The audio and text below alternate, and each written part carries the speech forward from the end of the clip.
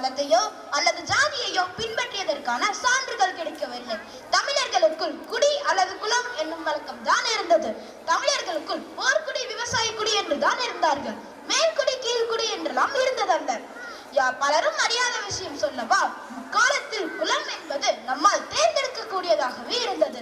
இதற்கு பிறகுதான் குடும்பங்களுக்குள் ஒரே தொழில் பின்பற்றும் வழக்கம் உண்டானது.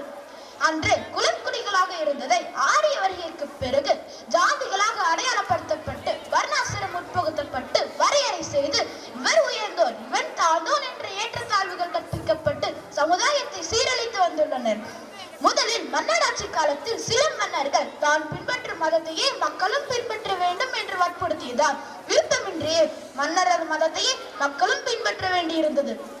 மாற்று மதத்தினர் மன்னர்களால் கொல்லப்பட்டதும் உண்டு. பிறகு பல்வேறு மதங்களாக பிரிந்து கடந்த தமிழகத்தில் பல மூட நம்பிக்கைகளும் பெருகி இருந்தது. சுதந்திர போராட்டத்தின் காலத்தின் போது இந்தியாவின் சமூக அமைப்பு பல மாற்றங்களையும் சீர்திருத்தங்களையும் கண்டது.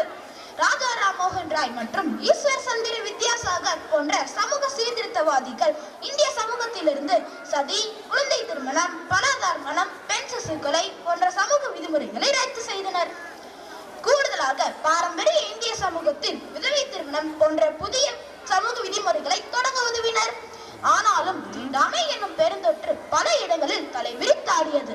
பல ஜாதியினரை சைவ வைணவ கோவில்களில் நுழைய, கோவில்கள் இருந்த ஊருக்குள் நுழைய அனுமதி மறுக்கப்பட்டது. நீர்நிலைகளிலிருந்து நீரெடுக்க அனுமதிக்கப்படவில்லை. ஆண்கள் பெண்கள் இருவருக்குமே மேலாடை அணியக்கூடாது.